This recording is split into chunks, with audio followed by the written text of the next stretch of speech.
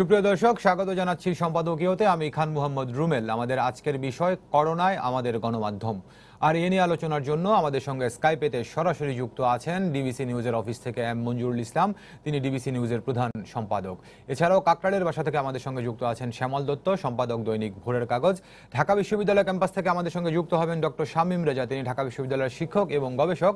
এছাড়াও জানিয়ে রাখি, সময় সংবাদের বার্তা কক্ষ থেকে আমাদের সঙ্গে যোগ দেবেন তুষার আব্দুল্লাহ, তিনি আমাদের সময় টেলিভিশনের বার্তা প্রধান। দর্শক, আপনারাও টেলিফোনে সরাসরি অংশ নিতে পারবেন, এর জন্য টেলিভিশনের পর্দায় দেওয়া নম্বরে ফোন করতে হবে। এছাড়া ফেসবুকের মাধ্যমে আপনাদের মন্তব্য পাঠাতে পারেন।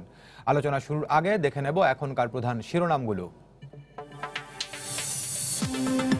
দেশে করোনায় একদিনে সর্বোচ্চ 10 জনের মৃত্যু, সংখ্যা বেড়ে 60, রেকর্ড 341 জন নতুন শনাক্ত। সংক্রমণের ঝুঁকিতে সমগ্র বাংলাদেশ, জানালো স্বাস্থ্য অধিদপ্তর।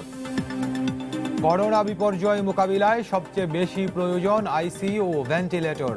সরকারি বেসরকারি হাসপাতালগুলোকে সমন্বয়ের পাশাপাশি কেন্দ্রীয়ভাবে অক্সিজেন সরবরাহের পরামর্শ। দলমত নির্বিশেষে দুস্থদের কাছে ত্রাণ পৌঁছে দেওয়ার আহ্বান প্রধানমন্ত্রীর। সহ্য করা হবে না দুর্নীতি, রমজানে স্বাভাবিক থাকবে পণ্য সরবরাহ। 25 এপ্রিলের মধ্যে হাওড় অঞ্চলের বোরো ধান ঘরে তোলার নির্দেশনা থাকলেও অধিকাংশ ফসল এখনো কাঁচা।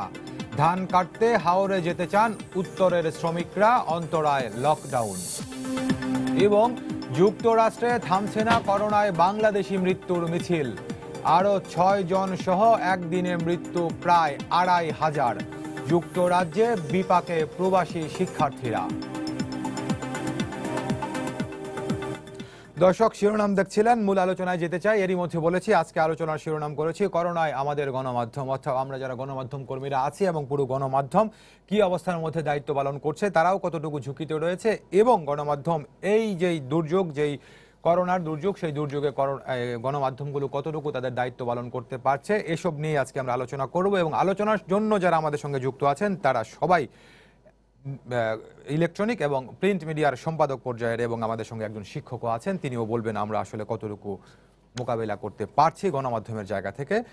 শুরুতে কথা বলতে চাই ডিবিসি নিউজের প্রধান সম্পাদক এম মঞ্জুরুল ইসলামের কাছে। মঞ্জুরুল ইসলাম, আমরা যখন কথা বলছি তার কিছুক্ষণ আগে স্বাস্থ্য অধিদপ্তর থেকে জানানো হলো যে সমগ্র বাংলাদেশ ঝুঁকিতে রয়েছে করোনার, এবং এই ঝুঁকির কথা যদি আমরা একটু বলতে চাই, সবচেয়ে বেশি ঝুঁকিতে আমরা বলতে পারি চিকিৎসক সহ যারা স্বাস্থ্যকর্মীরা আছেন, আইন শৃঙ্খলা রক্ষাকারী বাহিনীর সদস্যরা আছেন তারা, এবং আমরা গণমাধ্যম কর্মীরাও। আমরাও, আপনি জানেন যে আমরা যেরকম এই করোনার সময়টাতেও আমরা ঘরের বাইরে সব জায়গাতে দায়িত্ব পালনের চেষ্টা করছি। তো সবকিছু মিলিয়ে আমাদের ঝুঁকিটাও কতটুকু? এরই মধ্যে আপনি নিশ্চয়ই মঞ্জু ভাই জেনেছেন যে ঢাকা এবং ঢাকার বাইরে আমাদের বেশ কয়েকজন সংবাদকর্মীও কিন্তু করোনায় আক্রান্ত হয়েছেন। ধন্যবাদ আপনাকে। আপনি যেমনটি ভূমিকায় বললেন যে আমরা যারা জরুরি সেবার অন্তর্ভুক্ত, যেই অ্যাটলিস্ট আমরা 4-5টা পেশার মানুষকে যদি বলি, একেবারে এই করোনার ক্ষেত্রে চিকিৎসকরা শুরুর দিকে, আইন শৃঙ্খলা রক্ষাকারী বাহিনী এবং সরকার যারা পরিচালনার সাথে সম্পৃক্ত তাদের একটি বড় অংশ, এবং গণমাধ্যম কর্মীরা, তারা কিন্তু একেবারে প্রথম দিন থেকে আছে, শেষ সময় পর্যন্ত তারা থাকবে। কেবলমাত্র আজকের না, পৃথিবীব্যাপী যে কোনো দুর্যোগের সময় কিন্তু গণমাধ্যম কর্মীরা একেবারে ফ্রন্ট রানার হিসেবেই থাকে। কারণ হচ্ছে গণমাধ্যমের মধ্য দিয়েই দুর্যোগের সংবাদ, আনন্দের সংবাদ, বেদনার সংবাদ সবই আমরা তুলে ধরি। আপনি যেমনটি বললেন, যদি বাংলাদেশের প্রেক্ষিতে আসি, আমরা যেই সময়টার কথা বলছি, আপনার এই অনুষ্ঠানে সংযুক্ত হবার আগে আমাদের টেলিভিশনের যারা উদ্যোক্তা, তাদের একটি এক ধরনের সামাজিক যোগাযোগ মাধ্যমে এক ধরনের সম্পৃক্ত, সেখানে দীপ্ত টেলিভিশনের যিনি ব্যবস্থাপনা পরিচালক, তিনি আমাদেরকে জানালেন যে তাদের টেলিভিশনটি, এর আগে আমরা জানি যে একজন প্রথমে গণমাধ্যম কর্মী আক্রান্ত হয়েছিলেন, এখন 4 জন সংবাদ রুমের 4 জন আক্রান্ত হয়েছেন। এই কারণে তারা 2 সপ্তাহের জন্য সংবাদ প্রচারণা বন্ধ করে দিয়েছেন। তার আগেই আমরা জানি যে গতকাল লকডাউন করেছিলেন। এর আগে আমাদের আরো কয়েকটি টেলিভিশন, ইন্ডিপেন্ডেন্ট, যমুনা, নাগরিক এবং দীপ্ত, এই খবরগুলো আমরা জানি। আমরা সংবাদপত্রেরও খবর পাচ্ছি, যেমন ঢাকার বাইরে আমাদের প্রতিনিধিরা কাজ করেন, গাজীপুরের খবর পেয়েছি, নরসিংদীতে এরকম আক্রান্ত হচ্ছেন। আমরা কিন্তু আক্রান্ত হব জেনেই রাজধানী তো বটেই, রাজধানীর বাইরে আপনি জানেন যে এখনকার গণমাধ্যম কিন্তু প্রতিটি জেলায়, প্রতিটি উপজেলা আমাদের প্রতিনিধিরা, সহকর্মীরা কাজ করে সংবাদ সংগ্রহ করেন। এবং আমাদের ঢাকায় যেমন আজকে যে সংবাদগুলো আমরা জানলাম স্বাস্থ্য অধিদপ্তরের মাধ্যমে, যে আমাদের এই পর্যন্ত যারা আক্রান্ত তাদের মধ্যে প্রায় 23 জনের মধ্যে একজন করে চিকিৎসক আক্রান্ত হচ্ছেন টোটাল আক্রান্তের মধ্যে, অর্থাৎ শতাংশের হিসাবে প্রায় 7 জনের মতো। সেই জায়গায় কিন্তু, কারণ তারা পরীক্ষা করছেন জানছেন, আমি এইটুকু নিশ্চিত করে বলতে পারি যে আমাদের গণমাধ্যম কর্মী যারা কাজ করছেন তাদের সকলের যদি পরীক্ষা করা হয়, আমি নিশ্চিত এইটা একটা বড় সংখ্যক আমরা হয়তো ইতিমধ্যে আক্রান্ত হয়ে আছে আমরা জানি না। ফলে এটা জেনেই আমরা কাজ করছি এবং আমরা করবই, এটা আমরা ঝুঁকিপূর্ণ পেশা জেনে এসছি। কিন্তু একটু আমি অভিযোগ করব না, একটু উল্লেখ করতে চাই যে যেমন চিকিৎসকদের সংবাদ আমরা দেই, একটু আগে আমি নিউজ রুম থেকে যখন আমার রুমে আসছিলাম তখন শুনলাম যে রংপুরে ইন্টার্নি চিকিৎসকরা রাত 8টা থেকে কর্মবিরতি শুরু করেছেন, তারা সুরক্ষার যেই বিষয়গুলো পিপি পাচ্ছেন না বলে। আমরা কিন্তু আমাদের সহকর্মীদের সকলকে পিপি দিতে পারিনি, অথবা যে আমাদের প্রয়োজনীয় জিনিসগুলো আমরা একেবারে মাস্ক ছাড়া আর তেমন কিছু আমাদের প্রোভাইড করা সত্যিকার অর্থে সম্ভব হয়নি সারা দেশে যদি বলি, এমনকি ঢাকায়। ফলে আমরা সুরক্ষার যন্ত্র কতটা দিতে পারি সেটা তো আমরা এখনই বলতে পারি যে দিতে পারছি না। এবং তারপর অন্যান্য জায়গায় আমি নিশ্চয়ই বিস্তারিত আলোচনা হবে, দুঃখের সাথে বলতে চাই যে আমরা অন্যান্য ইমার্জেন্সি ওয়ার্কার যারা, জরুরি সেবা যারা নিয়োজিত, চিকিৎসকদের জন্য, ব্যাংকের যারা কর্মকর্তা কর্মচারী, তাদের জন্য নানান রকম প্রণোদনা, উৎসাহ ইত্যাদির সংবাদ আমরাই প্রচার করছি। কিন্তু আমার যেই প্রতিবেদক সেই সংবাদটি প্রচার করছেন, আমরা যারা গণমাধ্যম উদ্যোক্তারা বা কর্মীরা প্রচার করছি, দুঃখজনকভাবে অনেক গণমাধ্যম কিন্তু আজকে পর্যন্ত তাদের বেতনটাও গত মাসে দিতে পারেনি। এইটা আরেকটা বাস্তবতা। ফলে এই দুই বাস্তবতাকে মিলে একটি হচ্ছে ঝুঁকির বাস্তবতা, ঝুঁকির মধ্যে আমাদের সুরক্ষার কি আছে, এবং স্থায়ীভাবে আমাদের যে সুরক্ষা, আমাদের পেশার যে সুরক্ষা, সেটাও একটা সংকটের মধ্যে। এই 3 সংকট মিলে কিন্তু আমরা প্রতিটি মুহূর্ত অতিবাহিত করছি, কিন্তু করে এইটুকু আবার আমি দেশবাসীর সামনে বলতে চাই, আমরা শেষ মুহূর্ত পর্যন্ত আমরা গণমাধ্যমগুলো এই কাজ, এই দায়িত্বটুকু পালন করে যাব। মঞ্জু ভাই, একটি কথা একটু জানতে চাই আপনার কাছে। আপনি বলছিলেন যে ঝুঁকি জেনেই আমরা এই পেশায় এসেছি, পাশাপাশি সুরক্ষা সামগ্রীও হয়তো পর্যাপ্ত পরিমাণে আমরা নিশ্চিত করতে পারিনি। তো তারপরেও যারা মাঠ পর্যায়ের কর্মীরা আছেন, সংবাদ কর্মীরা কিংবা যে কোনো পর্যায়ের হোক, তাদের মধ্যে কাজ করতে কোনো ধরনের অনীহা কি আপনি দেখেছেন মঞ্জু ভাই? সত্যি কথা বলি, আমি যদি আমার প্রতিষ্ঠানের বলি, এখন পর্যন্ত আমরা যখন থেকে, আমি যতটুকু সম্ভব হয়েছে যখন পেরেছি শুরুতে মাস্ক দিয়েছি, তারপর যারা রিপোর্টার এবং ভিডিওগ্রাফার তাদের জন্য হ্যান্ড গ্লাভসের ব্যবস্থা করেছি, এবং সবশেষে আমরা বিভিন্ন সহযোগিতার মাধ্যমে কিছু পিপি পেয়েছি, তাদের কয়েকজনকে আমরা দিতে পেরেছি যারা একেবারে মাঠে গিয়ে সরাসরি জনগণের সাথে মিলে বা হাসপাতালগুলোতে যায় সে জায়গায়।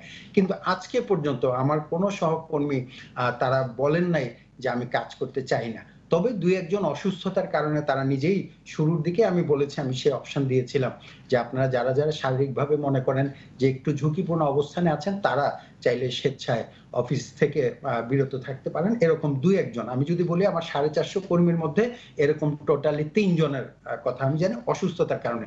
কিন্তু ঝুঁকিপূর্ণ জেনে আমি কাজ করব না, এইরকম কিন্তু আমাদের কাছে আসলে এই মুহূর্ত পর্যন্ত আমার প্রতিষ্ঠান নাই। এবং আমি অন্যান্য সহকর্মী যারা, যাদের সাথে আমি কথা বলি প্রতিনিয়ত, তাদের কাছ থেকে এরকম আমি অন্তত খবর আমার কাছে জানা নেই।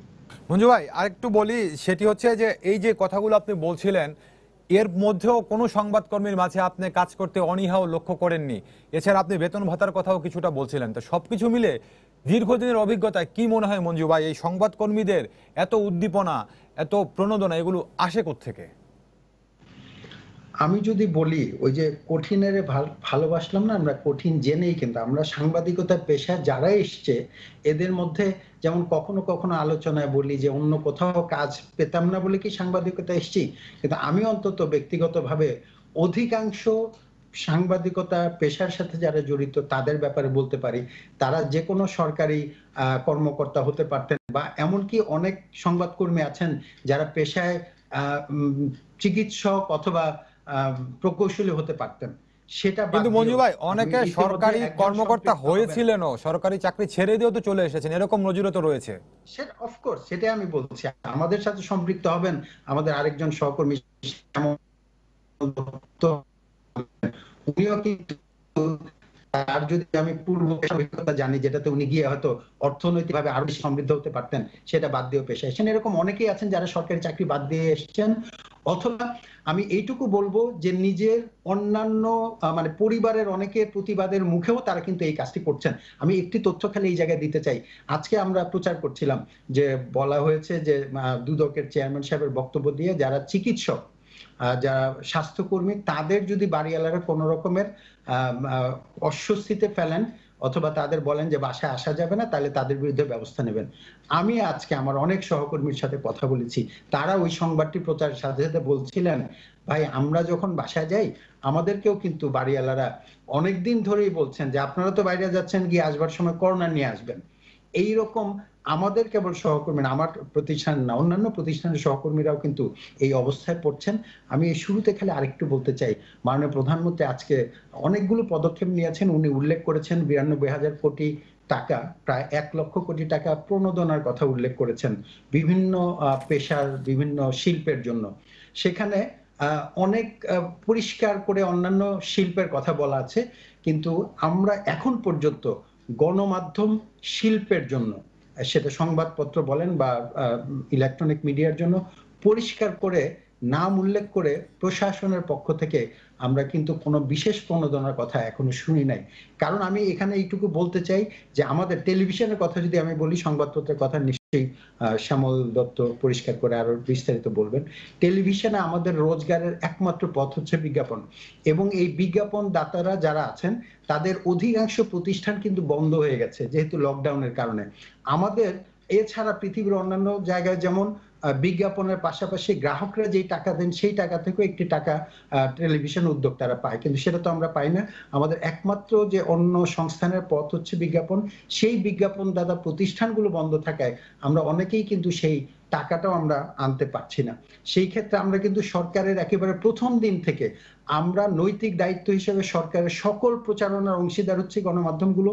এবং এই যে জরুরি অবস্থায় প্রতিটি মানুষ যখন ঘরে, জরুরি অবস্থা বলতে আমি বলছি আজকে আমাদের স্বাস্থ্য অধিদপ্তর বলেছেন সারা দেশকেই ঝুঁকিপূর্ণ এলাকা ঘোষণা করেছেন। প্রথম জেলা লকডাউন থেকে শুরু করে শেষ পর্যন্ত প্রত্যেকটি সংবাদ আমরা প্রচার করে রাষ্ট্রের সহযোগী হিসেবে কাজ করছি, আইন শৃঙ্খলা রক্ষাকারী বাহিনীর সহযোগী হিসেবে কাজ করছি, চিকিৎসকদের সহযোগী হিসেবে কাজ করছি। নাগরিকদের সুরক্ষা, সুস্বাস্থ্য নিশ্চিত করার জন্য আমরা প্রতিটি দায়িত্ব পালন করছি। কিন্তু সেই ক্ষেত্রে আমরা আমাদের সহকর্মীরা কতটা পেশাগতভাবে নিজেদের জীবন জীবিকাটুকু নিশ্চিত করতে পারছি, এই বিষয়টা আমার ধারণা যে আমাদের যারা কর্তৃপক্ষ আছেন, আমাদের তথ্য মন্ত্রণালয়, এমনকি মাননীয় প্রধানমন্ত্রী, তারা নিশ্চয়ই বিবেচনা করেন বা করবেন, এইরকম প্রত্যাশা আমাদের। যদিও আমরা প্রকাশ্যে এখন পর্যন্ত তেমন কোনো উদ্যোগ বা সহযোগিতার কোনো ধরনের অভিব্যক্তি আমরা পাইনি, অন্তত আমার চোখে পড়েনি। জি মঞ্জু ভাই, ধন্যবাদ। আপনি আমাদের সঙ্গে থাকুন, আপনার কাছে আবারও আসবো। একটু যেতে চাই ঢাকা বিশ্ববিদ্যালয় এলাকায়। সেখানে আছেন ঢাকা বিশ্ববিদ্যালয়ের গণযোগাযোগ সাংবাদিকতা বিভাগের শিক্ষক ডক্টর শামীম রেজা। শামীম রেজা, আমরা আলোচনা করছি আজকে করোনায় আমাদের গণমাধ্যম, অর্থাৎ আমরা গণমাধ্যম কতটুকু ঝুঁকির মধ্যে রয়েছি, কিংবা আমাদের যে দায়িত্ব সেই দায়িত্বকে আমরা কতটুকু পালন করতে পারছি, এসব নিয়েই। তো আপনি সাংবাদিকতা শিক্ষক হিসাবে নিশ্চয়ই এই করোনার কালে বাংলাদেশের সকল গণমাধ্যমে আপনি পর্যবেক্ষণ করছেন। গণমাধ্যম তার ভূমিকা কতটুকু পালন করতে পারছে বলে আপনার পর্যবেক্ষণে ধরা পড়েছে?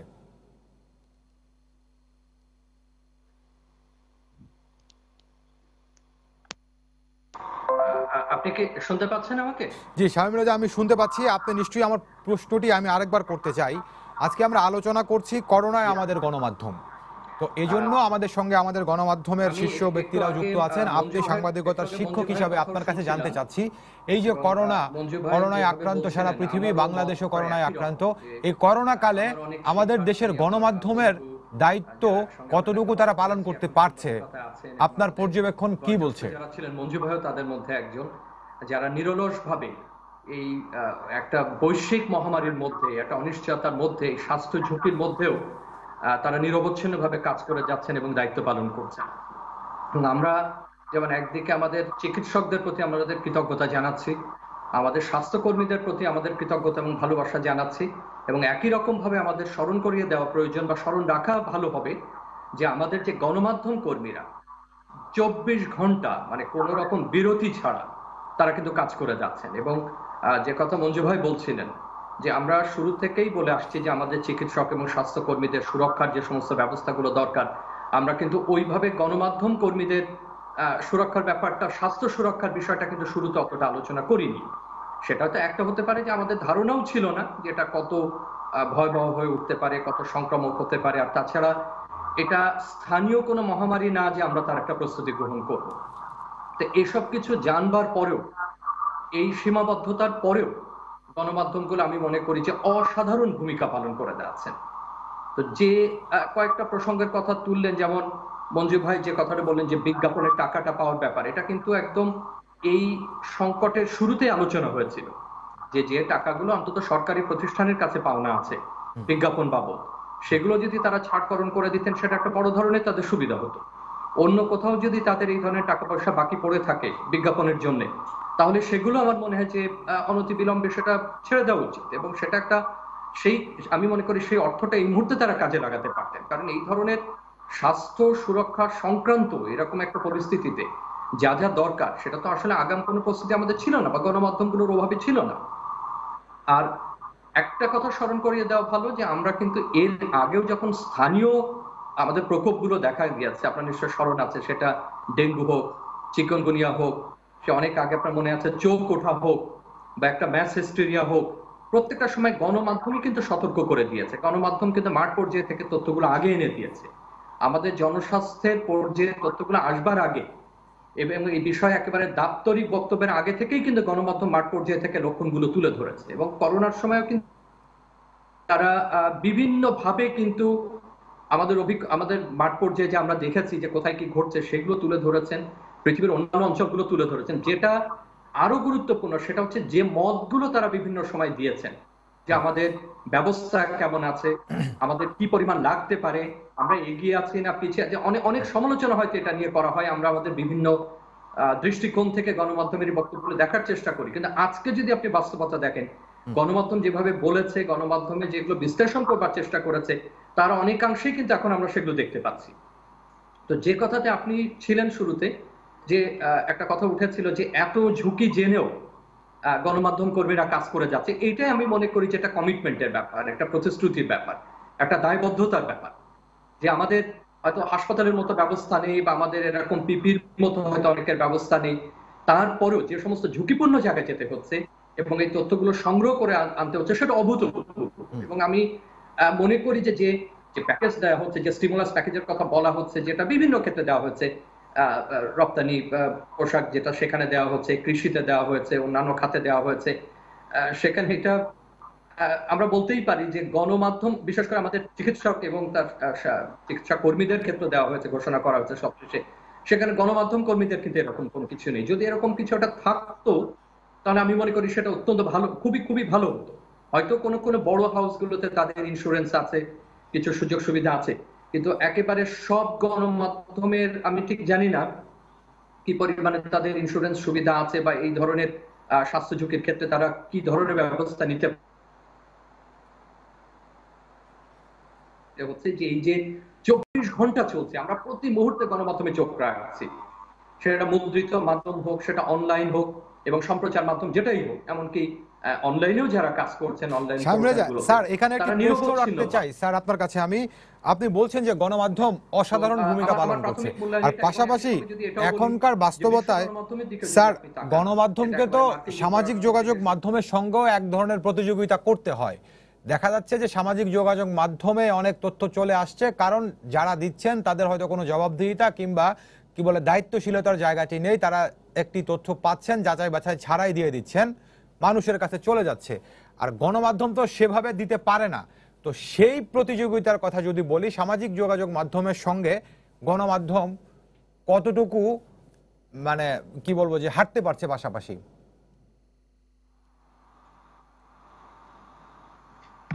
আমি আপনার কথাটা শুনতে পাচ্ছি না, আবার বোধহয় একটু বলতে হবে।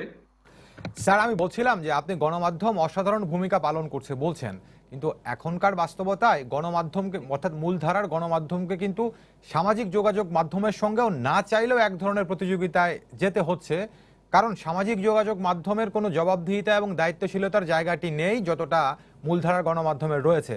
তো কেউ একটু তথ্য জানলে যাচাই বাছাই ছাড়াই সামাজিক যোগাযোগ মাধ্যমে দিয়ে দিচ্ছে, মানুষজন বুঝে না বুঝে অনেকেই সেটি প্রচার করছেন, কেউ কেউ বিশ্বাসও করছেন।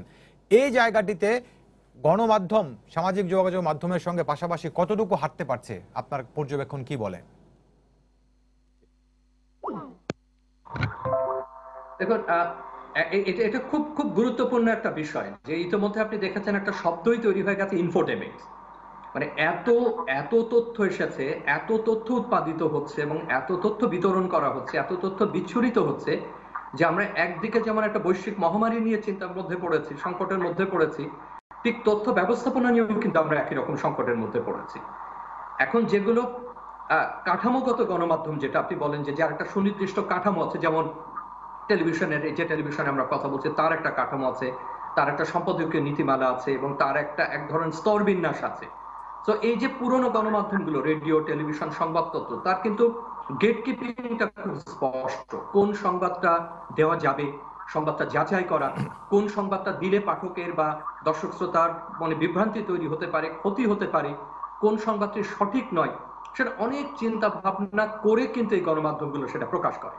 কিন্তু আপনি যদি সামাজিক মাধ্যমের ক্ষেত্রে যান, সামাজিক মাধ্যমে যাদের অনলাইন ভার্সন আছে সেটা ভিন্ন কথা, অনলাইন সংস্করণের কথা ভিন্ন, কিন্তু লক্ষ লক্ষ কোটি কোটি না, সম্ভবত সংখ্যা তার চাইতেও বেশি, তারা যে তথ্যগুলো অনেক সময় বিতরণ করছেন কিংবা শেয়ার করছেন, সেটা কিন্তু একটা গোলমাল তৈরি করছে বা একটা বিভ্রান্তি তৈরি করছে। আমরা প্রত্যেকেই দেখছি, আমি নিজেও দেখছি।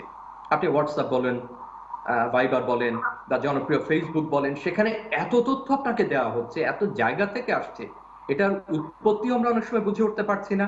ধরুন চিকিৎসা সংক্রান্ত যে একটা ভ্যাকসিন, তো ভ্যাকসিন সম্পর্কিত আমাদের যে ধারণাগুলো আছে সেটা আমরা WHO এর কাছ থেকে পেয়ে থাকি।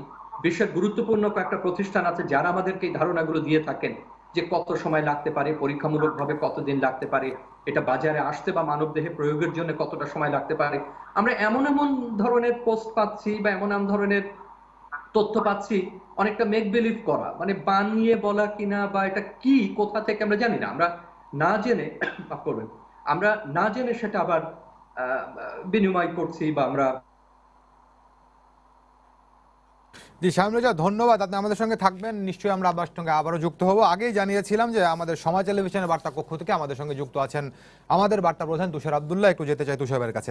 তুষার ভাই, আমরা দুজনের আলোচনা শুনছিলাম, মঞ্জু ভাই আলোচনা করেছেন, শামীম রেজা সাংবাদিকতার শিক্ষক, তিনিও এক ধরনের পর্যবেক্ষণ দিয়েছেন, গণমাধ্যম তার ভাষায় অসাধারণ ভূমিকা পালন করছে। মঞ্জু ভাই ঝুঁকির কথা বললেন যে ঝুঁকির মধ্যে সাংবাদিকরা কিভাবে দায়িত্ব পালন করছে, তো সবকিছু মিলে আপনার পর্যবেক্ষণ কি? না রোবেন, ধন্যবাদ। আমরা আসলে একটি অপরিচিত সময়ের মধ্যে দিয়ে যাচ্ছি। আমরা আজকে জানি না যে আগামীকাল আমাদেরকে কি পরিস্থিতির মোকাবেলা করতে হবে। যখন বাংলাদেশ প্রথমবারের মতো করোনা রোগী শনাক্তের কথা ঘোষণা দিল, তার আগে থেকেই যখন উহানে করোনা সংক্রমণের খবরটি আমরা পেলাম, তারপর থেকেই কিন্তু আমরা করোনা নিয়ে রিপোর্ট করা, প্রতিবেদন করা শুরু করলাম। এবং আপনি খেয়াল করবেন যে তখন থেকেই কিন্তু করোনা কিভাবে সংক্রমিত হতে পারে সেই বিষয়ে আমাদের সামাজিক যোগাযোগ মাধ্যমের যতগুলো মাধ্যম আছে সেগুলোতে প্রচার শুরু হলো। আমাদের ইউটিউবে অনেকে চিকিৎসক সেজে আসলেন, আবার যাদের পরিচয় চিকিৎসক তারাও নানা রকম তথ্য দিতে শুরু করলো। এবং আমরা গণমাধ্যম, আমার যে জ্যেষ্ঠ সাংবাদিক কথা বলেছেন, মঞ্জু ভাই কথা বলেছেন, শামীম রেজা স্যার কথা বলেছেন, ওরা জানেন যে আমি জানি না আমরা এখনো দুর্যোগ সাংবাদিকতা করতে শিখেছি কিনা। কারণ আমরা বন্যার সময় দেখি, আমরা কোথাও যদি অগ্নিকাণ্ডের ঘটনা ঘটে তখন দেখি, এবং গার্মেন্টসের এই যে ভবন ধসের সময়ের যে ঘটনাগুলো ঘটে তখন আমরা এক ধরনের প্রতিযোগিতার মধ্যে পড়ে যাই। আমরা যখন পত্রিকায় ছিলাম তখন একরকম হয়তো যে পরদিন ভোরে খবরটি পৌঁছে দিতে হতো, এখন আমাদের তাৎক্ষণিকভাবে দিতে হচ্ছে। এবং কে আগে দিব এবং কে কত ভিউ পাবো, কে কত লাইক পাবো, সেই যে একটি নেশায় আমাদেরকে পেয়ে বসেছে, সেটা করতে যে আমরা দেখছি যে এখনও সকল প্রকার গণমাধ্যম এবং হয়তো বা এই যে আমাদের টেলিভিশনগুলো পত্রিকাগুলো অনেক গুজবকেও তাদের আমরা আমাদের বুলেটিনে খুব গুরুত্বপূর্ণ প্রতিবেদন হিসেবে প্রচার করছি। এইটা আসলে দায়িত্বশীলতার ব্যাপার, দায়িত্বশীলের যে ব্যাপারটি বলছেন সেখানে আমরা দেখাতে পারছি না। শামীম রেজা স্যার বলেছেন যে আমাদের নানা উৎস থেকে খবর আসছে, সেই খবরগুলোকে আমরা যাচা বাছাই না করে আমরা খবরটি দিচ্ছি। এখানে একটা বিষয় আছে যে এই কথাও কেউ কেউ বলতে পারেন, যারা গণমাধ্যমের যারা বিশ্লেষক তারা বলতে পারেন যে যখন সরকারি ভাষ্যমতে বা যাদের তথ্য দেওয়ার কথা তাদের কাছ থেকে ঠিকমতো তথ্য পাচ্ছে কি না সেই বিষয়ে যখন সংশয় পড়ে তখন নানা জায়গা থেকে তথ্য চলে আসে। কিন্তু না, এই যে একটি মহামারী হচ্ছে, এই মহামারীর ক্ষেত্রে কিন্তু আমাদের কোনো একটি মাধ্যমের ক্ষেত্রে বা কোনো একটি দপ্তরের প্রতি আস্থাশীল থাকতে হবে, থেকে আমাদের পর্যবেক্ষণ করতে হবে যে আমরা কোন তথ্যটি দিব। এখানে খুব গুরুত্বপূর্ণ বিষয় হচ্ছে যে এই যে করোনা সংক্রমণের পর থেকে আমাদের সাংবাদিকরা, এই যে আপনি শুরুতেই বলেছেন যে চিকিৎসক এবং আইনশৃঙ্খলা রক্ষাকারী বাহিনী এবং গণমাধ্যম কর্মীরা আমরা মাঠে আছি, কিন্তু আমাদের কি কোনো একটি গাইডলাইন আমরা পেয়েছি? আমরা প্রত্যেকেই নিজের মতো করে, আজকে মনে হচ্ছে যে এই মাস্কটি পরলে হয়তো আমি হাসপাতালে যেতে পারবো, এই পিপি পরলে আমি বাজারে যেতে পারবো, মাথায় একটি আচ্ছাদন লাগবে, কিন্তু কালকে আবার আরেকভাবে আমরা যাচ্ছি। আমাদের কিন্তু গণমাধ্যম কর্মীদের জন্য, আমাদের আইনশৃঙ্খলা রক্ষাকারী বাহিনীর জন্য কিন্তু, বা চিকিৎসকদের জন্য পিপির কথা বলেছে, গণমাধ্যম কর্মীরা কিভাবে যাবে? আমরা প্রত্যেকটি প্রতিষ্ঠান নিজেদের মতো করে সুরক্ষার ব্যবস্থা করছি। সেটা পর্যাপ্ত নয় কিনা, পর্যাপ্ত কিনা আমি জানি না, কিন্তু আমরা আমাদের মতো করছি। এখন চিকিৎসকরা আমাদেরকে কিভাবে সুরক্ষার গাইডলাইন দেবে, তারা নিজেরাই তো সুরক্ষিত কতটা তা নিয়ে নানা রকম বিতর্ক আছে। কিন্তু এখানে একটি দায়িত্বশীল ভূমিকা পালন করার দরকার আছে, যে সকল গণমাধ্যমগুলোর এখন এক হওয়ার দরকার, যে কারণ এরই মধ্যে আমাদের অনেক সহকর্মী আক্রান্ত হয়েছে, সংক্রমণের শিকার হয়েছে গণমাধ্যম। সেই জায়গা থেকে আমার মনে হয় এখন সময় এসছে, আমরা সামনের যে পরিসংখ্যান দেখছি, গাণিতিক হিসাব দেখছি, তাতে হয়তো আমরা আরও খারাপের দিকে যাব। কিন্তু আমরা চিকিৎসক এবং আইন শৃঙ্খলা রক্ষাকারী বাহিনীর মতো আমরাও তো মাঠ ছেড়ে আসতে পারবো না। কিছু সহকর্মী হয়তো বাড়ি থেকে কিংবা বার্তা কক্ষে বসে কাজ করব, কিন্তু আমাদের এরই মধ্যে হয়তো আমরা আমাদের সংবাদের যে উৎস বা যেখানে ফলন, সেই মানুষগুলিকে আমরা স্কাইপে বা জুমের মাধ্যমে নিচ্ছি, কিন্তু কিছু কিছু ঘটনার জন্য কিন্তু আমাদের মাঠে যেতেই হচ্ছে। সুতরাং আমাদের এই গাইডলাইনটি দরকার, যে আমার সহকর্মীরা কিভাবে সুরক্ষিতভাবে মাঠে থাকবেন। তুষার ভাই, একটি বিষয় জানতে চাই, যে এর আগে শামীম রেজা স্যারও আলোচনা করেছেন, আপনিও বলছিলেন যে এই যে সামাজিক যোগাযোগ মাধ্যম আর আমরা যারা মূলধারার গণমাধ্যম, হয়তো অনেক ক্ষেত্রেই যাচাই বাছাই ছাড়াই সামাজিক যোগাযোগ মাধ্যমে দিয়ে দিচ্ছে, আমরা তো মূলধারার গণমাধ্যম পারছি না। তো এই জায়গাটিতে কেউ কেউ প্রশ্ন তুলছেন যে আমরা কি মূলধারার গণমাধ্যম চেপে যাচ্ছে কিনা। কিন্তু এখনকার যে বাস্তবতা, সেই জায়গাতে চাইলেও কি কোনো কিছু চেপে যাওয়া সম্ভব, কিংবা কোনো কিছু বাড়তি বলা সম্ভব? না রুবেল, এখানে কয়েকটি ঘটনা আপনি নিজেও দেখেছেন, যে আমাদের যাকে আমরা মূলধারার গণমাধ্যম বলছি, আমি যেখানে বসে আছি, আপনি যেখানে বসে আছেন, যে টেলিভিশন বা পত্রিকা, সেই জায়গায় সেই গণমাধ্যম কিন্তু এখন মাঝে মাঝে একটু সংশয় থাকে, একটু চিন্তায় পড়ে যায় যে আমি কি এই খবরটি এখন দিব কি দিব না। তাকে কিন্তু মানসিক শক্তি যোগায় কোনো কোনো ক্ষেত্রে সামাজিক যোগাযোগ মাধ্যম। কারণ আমরা অনেক ঘটনার ক্ষেত্রে দেখেছি, যখন সামাজিক যোগাযোগ মাধ্যমে কোনো একটি ঘটনার তথ্য চলে এসছে এবং সেটা প্রমাণ দিচ্ছে যে ঘটনাটি সত্য, তখন কিন্তু আমরা অনেকটা ঝুঁকি নেই এই জায়গা থেকে, যে সামাজিক যোগাযোগ মাধ্যমে এই খবরের একটি চাহিদা আছে, সুতরাং আমরা একটু দেই খবরটি। দেখুন, এইভাবে কিন্তু অনেক খবরের ক্ষেত্রে আপনি জানেন, অনেক মঞ্জু ভাই জানেন বা শামীম ভাই জানেন, যে আমরা কিন্তু অনেক খবরের ক্ষেত্রে আমরা একটু দেরিতে হলেও মূলধারায় নেমেছিলাম। জি তুষার ভাই, আমাদের সঙ্গে শ্যামলদা যুক্ত হয়েছেন, একটু শ্যামলদার কাছে ঘুরে আপনার কাছে আসি, আপনাদের সঙ্গে থাকুন। ধন্যবাদ আপনাকে শ্যামল দত্ত। আমরা আজকে আলোচনা করছি করোনায় গণমাধ্যম। গণমাধ্যমের ভূমিকা কি, গণমাধ্যম কতটুকু ঝুঁকিতে রয়েছে, এই বিষয়গুলো নিয়ে আমরা আলোচনা করেছি। তো শ্যামলদা, এই যে কথাগুলো এসছে এর মধ্যে একটি বিষয় আমাদের বার্তা প্রধান তুষার আব্দুল্লাহ বলেছেন যে এই যে দুর্যোগ সময়টাতে সাংবাদিকতা কিভাবে করতে হবে সেটাও আমরা কতটুকু শিখেছি একটি বিষয়। আরেকটি বিষয় হচ্ছে আমরা আমাদের মতো করে সুরক্ষা ব্যবস্থা নিচ্ছি গণমাধ্যম কর্মীরা, কিন্তু সুরক্ষা আসলে কিভাবে নিতে হবে তার নির্দিষ্ট কোনো গাইডলাইনও কিন্তু এখন পর্যন্ত আমরা পাইনি। ধন্যবাদ রোমেল আপনাকে। গাইডলাইন যে একেবারে নেই তা না। Global investigation journalism network GIGN একটা গাইডলাইন দিয়েছে কোভিড-19 কভার করার জন্য একজন সাংবাদিকের কি ধরনের প্রস্তুতি নেওয়া উচিত। সেরকম কিছু গাইডলাইন ইন্টারন্যাশনালি আছে, বাংলাদেশের মধ্যে নেই। আসলে বাংলাদেশে তো এই ধরনের সুনির্দিষ্টভাবে কাজ করে এরকম প্রতিষ্ঠান নেই। MRDI যারা এই গণমাধ্যম নিয়ে গবেষণার কাজ করে, তারা ওই GIGN এর বা গ্লোবাল ইনভেস্টিগেশন জার্নালিজম নেটওয়ার্কের গাইডলাইনটিকে অনুসরণ করে আমাদের জন্য একটা গাইডলাইন দিয়েছে। একেবারে গাইডলাইন নেই তা না, কিন্তু প্রশ্ন হচ্ছে বাস্তবতা এবং গাইডলাইন দুটোর মধ্যে সমন্বয় নেই। আপনি যে গাইডলাইনের কথা বলছেন সেটি অনুসরণ করে বাংলাদেশে কতখানি সাংবাদিকতা করা সম্ভব সেটি একটি কঠিন বিষয়, কারণ আমাদেরকে এমন কঠিন রিয়ালিটির মধ্য দিয়ে যেতে হয় যেটা আসলে খুবই অসম্ভব। যেমন পিপি, ডাক্তাররা যেখানে পিপি পাচ্ছে না সেখানে সাংবাদিকরা পিপি পাবে বা আদার প্রোটেকশন পাবে।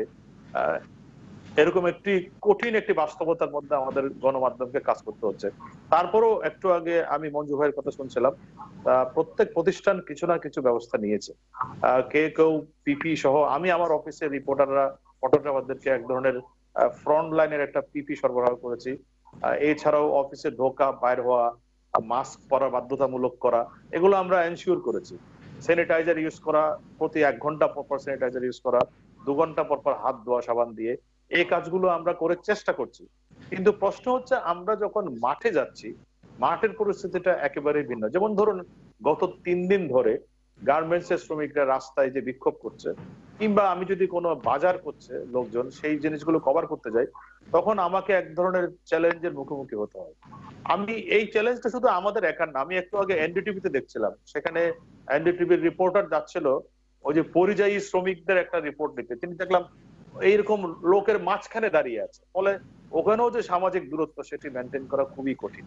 ফলে এরকম একটি বিপর্যয়ের মুখোমুখিতে আমরা কখনো হয়নি।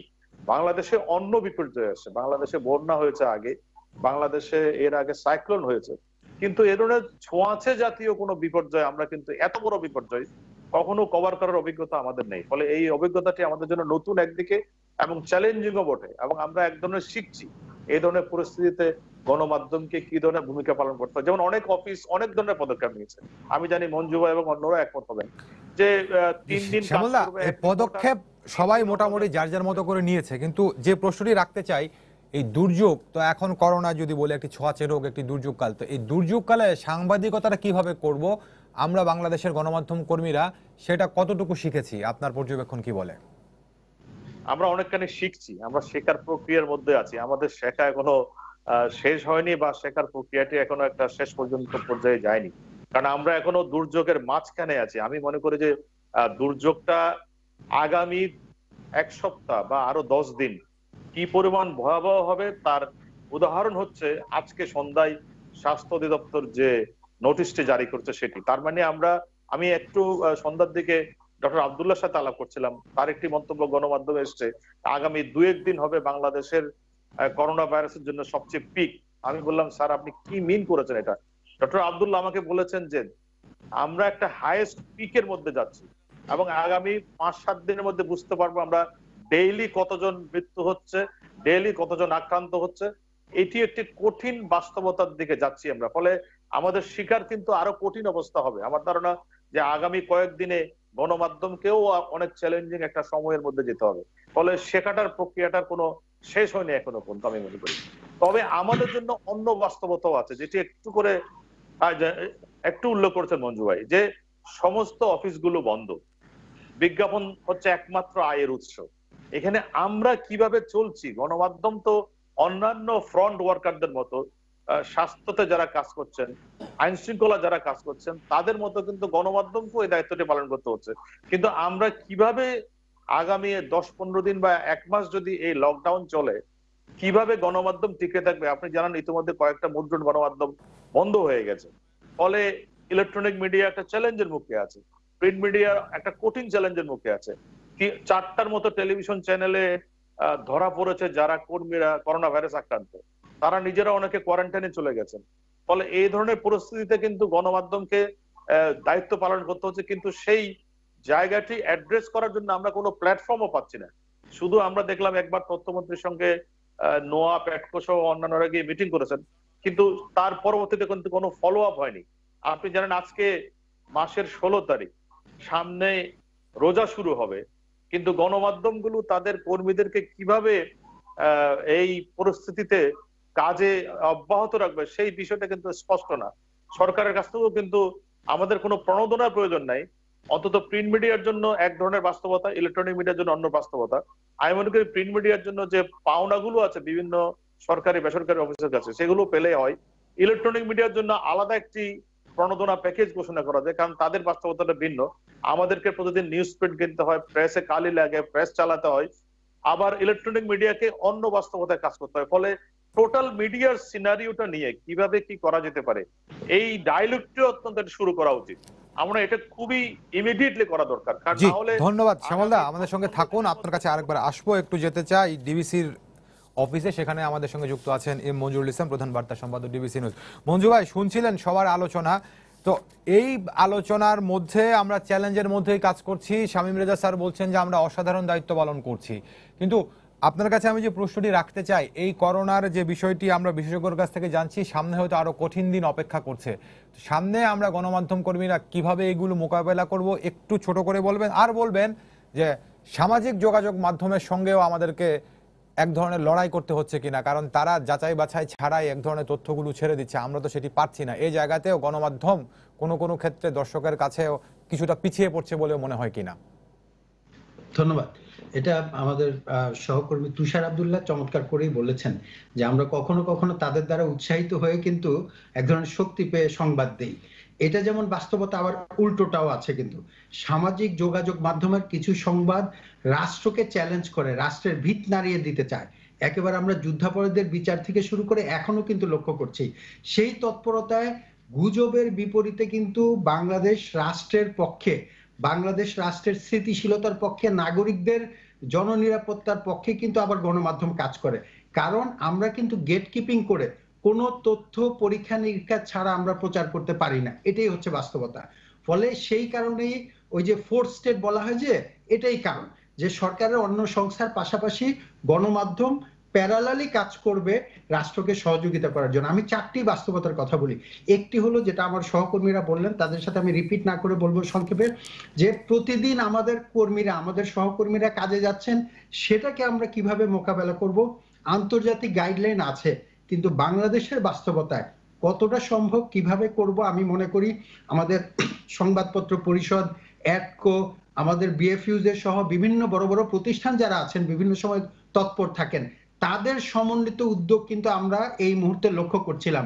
এই সময় একটা ডায়ালগের মতো আমাদের গণমাধ্যমের প্রতিষ্ঠানগুলোর যারা কর্মকর্তা অথবা যে সমস্ত প্রতিষ্ঠান, তারা সম্মিলিতভাবে একটা নীতিমালা করতে পারতেন তথ্য মন্ত্রণালয় সহ, সেটার অনুপস্থিতি। কিন্তু এখন তো আর মিটিং করার সময় নেই, আমরা এক ধরনের নির্দেশনা সহযোগিতা চাই যে আমাদের কর্মীদের কিভাবে নিরাপদের থেকে শেষ মুহূর্ত পর্যন্ত তারা সংবাদ সংগ্রহ করতে পারেন, প্রথম। দ্বিতীয় হলো আমাদের সংবাদকর্মীরা কিন্তু এই ঝুঁকির মধ্যে আছেন এবং আক্রান্ত হবেন। আক্রান্ত যদি হয় তার চিকিৎসার কি ব্যবস্থা? সে যেই সংবাদকর্মী, সে তার বেতনের নিশ্চয়তা নাই, তার চিকিৎসা প্রতিষ্ঠান করবে না সে করবে কোন জায়গায় করব? আমরা এখন অর্থ থাকলেও চিকিৎসা পাওয়া যায় না, সংবাদ আমরাই দিচ্ছি, কিন্তু সেইখানের একটা ব্যবস্থা থাকা দরকার।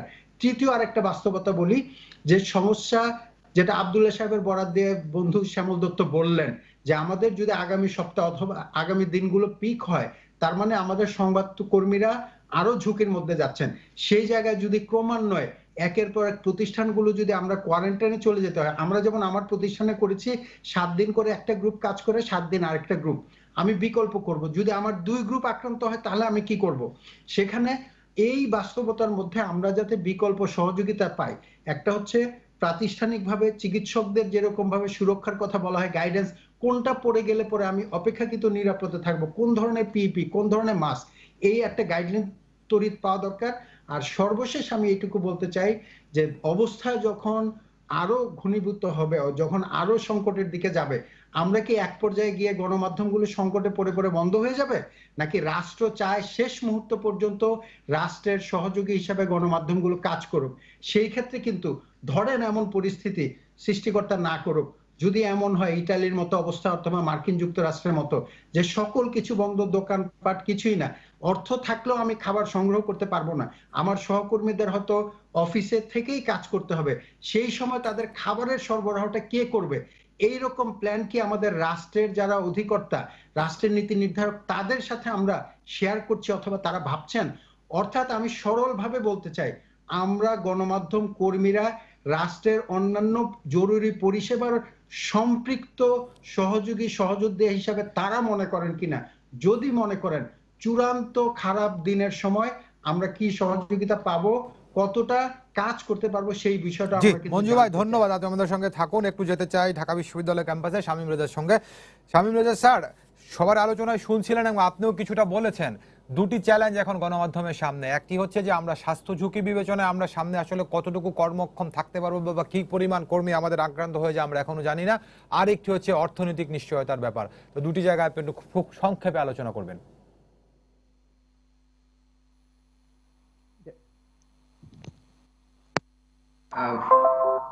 দেখুন, যেটা মঞ্জু ভাই যে কথাটি বলছিলেন সেটা খুবই খুবই বাস্তব একটা বিষয়। যেমন সামুদা যেটা বললেন, আন্তর্জাতিক কিছু নীতিমালা থাকে, কিছু গাইডলাইন আছে, যেমন ক্রাইসিস কমিউনিকেশন আমরা বলি। এখন তাহিতিতে যখন এরকম ধরনের, মনে আছে আপনার, ভূমিকম্প হয়েছিল, তখন সিএনএন এক ধরনের ভূমিকা পালন করেছে, সেখানে তারা ডক্টর পাঠিয়েছে, ডক্টর আবার একই সঙ্গে রিপোর্টারও। এগুলো বাস্তবের সঙ্গে আসলে কি বলা থাকে তা। আফগানিস্তানে একজন যুদ্ধ কভার করতে গেছে, ওটা আসলে কাগজে কলমে কি লেখা আছে, ওখানে গিয়ে পরিস্থিতি হবে একেবারে ভিন্ন। কেউ কখনো আসলে আমাদের অভিজ্ঞতার মধ্যে নেই। সেটা যদি 1918 সালের সেই, আপনি যদি স্প্যানিশ ফ্লুর কথা ধরেন, সেটা থেকেও এটা একেবারে ভিন্ন রকম। এটা পোলিওর মতন, এটা যক্ষার মতন, এটা একেবারে অন্যরকম। তো এই ক্ষেত্রে আমি তো, যেটা মঞ্জু ভাই বললেন যে এই চ্যালেঞ্জ কিন্তু আমরা সবাই অনুমান করছি, কিন্তু প্রশ্নটা হলো যে রাষ্ট্রের তো একটা থাকেন যারা আমাদের সবার উপরে, তারা এই গণমাধ্যমকে, গণমাধ্যম সংক্রান্ত যারা আছেন বা গণমাধ্যম কর্মী যারা আছেন, তাদের ব্যাপারটাকে কিভাবে দেখেন তার উপরে কিন্তু নির্ভর করবে। সেটা স্টিমুলাস প্যাকেজ বলি আর যাই বলি আর প্রণোদনা যেটাই বলি না কেন।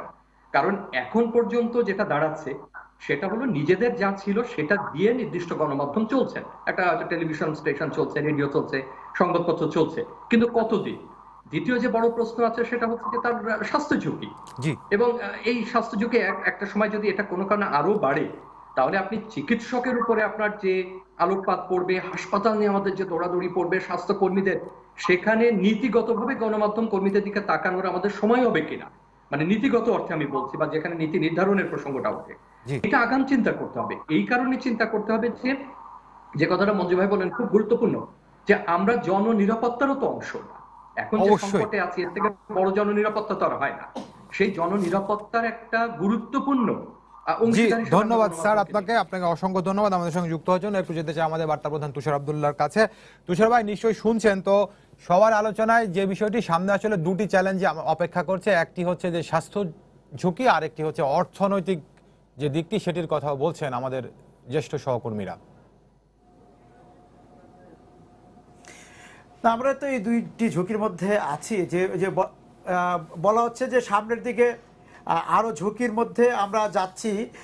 সেটা তো ঠিকই, যে এই যে মহামারীর যত কঠিনতরভাবে আমাদের মুখোমুখি হবে, সেখানে কিন্তু 3 জন সৈনিক এই মাঠ ছেড়ে চলে যেতে পারবে না, চিকিৎসক, আইন শৃঙ্খলা রক্ষাকারী বাহিনীর সদস্য এবং গণমাধ্যম কর্মী।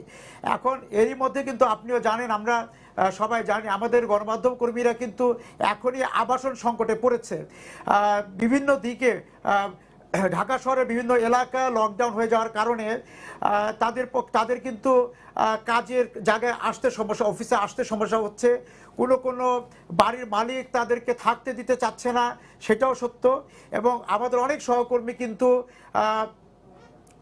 বয়স অপেক্ষাকৃত তরুণ, তারা একা থাকেন, ম্যাচ ভাড়া করে থাকেন, তাদের কিন্তু মানে থাকার জায়গাটাও নিরাপদ নয়, কারণ সেখানে তারা নানা প্রকারের মানুষের সঙ্গে ওইখানে থাকছেন। সুতরাং সেই আমার সেই সহকর্মী তার বাসস্থানেও কিন্তু সুরক্ষিত নয়, পাশাপাশি তার খাবারটিও নিশ্চিত হচ্ছে না। তা এই বিষয়গুলো কিন্তু এরই মধ্যে আমাদের সবার কাছে চলে এসছে। তা সত্যি যেটা মঞ্জু ভাই বললেন যে সাংবাদিকতা বা গণমাধ্যমের যে বিভিন্ন সংগঠনগুলো আছে তাদের কিন্তু এখন একত্রিত হতে হবে, একই সঙ্গে প্রতিষ্ঠানগুলোকেও একত্রিত একটি সিদ্ধান্তে যেতে হবে যে আমরা কিভাবে নিজেদেরকে সুরক্ষিত রাখবো। চিকিৎসা, কারণ আমরা কিন্তু যেহেতু আমরা গণমাধ্যম কর্মী, আমাদের কাছে অনেক বিপন্ন মানুষ চিকিৎসা সেবার জন্য ফোন দেন, আমরা কিন্তু তাদেরকে সেবা দেওয়ানোর জন্য হিমশিম খেয়ে যাচ্ছি। যখন আমরা নিজে বিপদে পড়বো তখনও কিন্তু একই অবস্থায় পড়বো। আমাদের অনেক গণমাধ্যম কর্মী নিজে এবং তার পরিবারের সদস্যদেরকে নিয়েও কিন্তু এই ধরনের বিপন্ন পড়তে হতে পারে। তো সেই বিপর্যয়ে আমরা পড়বো না সেটি আশা করি। তুষার ভাই, আপনাকে অসংখ্য ধন্যবাদ। শেষ করতে হচ্ছে। আমাদের সঙ্গে যুক্ত ছিলেন ডিবিসির প্রধান সম্পাদক মঞ্জুরুল ইসলাম, ধন্যবাদ জানাচ্ছি তাকেও। কাকতাল থেকে যুক্ত ছিলেন শ্যামল দত্ত, তাকে খুব বেশি সময় দিতে পারেনি, সেজন্য দুঃখ প্রকাশ করছি এবং ধন্যবাদ জানাচ্ছি। এছাড়াও ঢাকা বিশ্ববিদ্যালয় থেকে যুক্ত ছিলেন ডক্টর শামীম রেজা, তাকেও ধন্যবাদ জানাচ্ছি। সবাইকে ধন্যবাদ জানিয়ে শেষ করছি আজকে সম্পাদকীয়। আগামীকাল আবারও দেখা হবে রাত 10টায়। দেখার আমন্ত্রণ রইল। শুভরাত্রি।